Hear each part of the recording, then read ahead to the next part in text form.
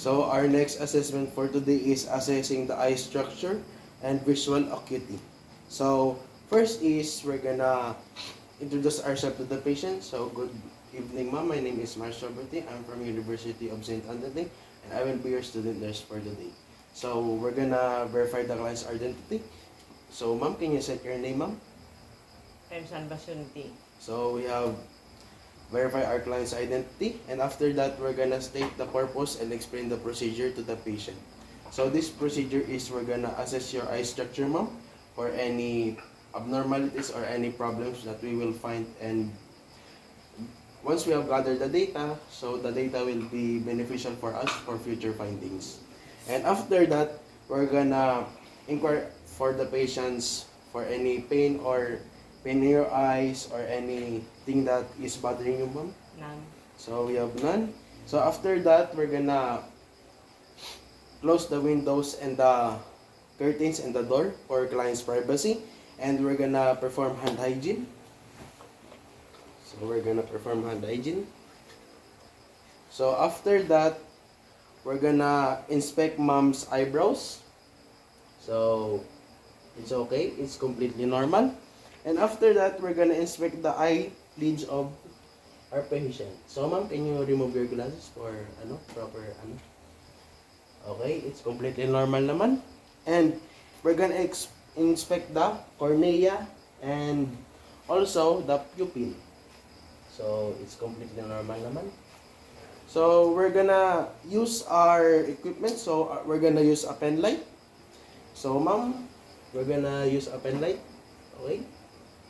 So we're gonna see if the pupil is moving. So it's moving, and the other one. So mom's eye is completely normal.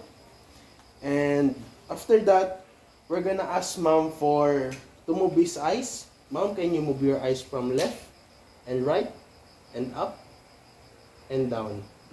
And after that, we're gonna shows the findings that we show that mom's eye moving is completely normal naman. And after that, we're gonna try to give mom some letters, and if she can read it. Ma'am, can you read this from the top to the bottom, the letters? Blurred. Blurred. So mom's vision is completely blurred. Not completely blurred, but you cannot see it, ma'am. Yeah, I can see it. Can you read this for me?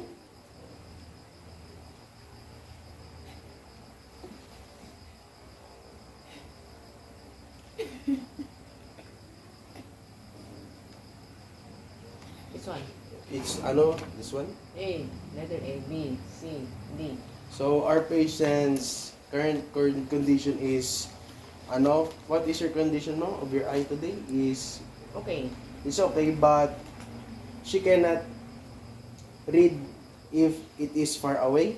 So we're gonna document that finding.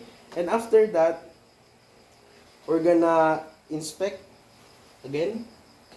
So it's okay naman. And we're gonna document all the findings that we have gathered from mom, and it will be beneficial for us.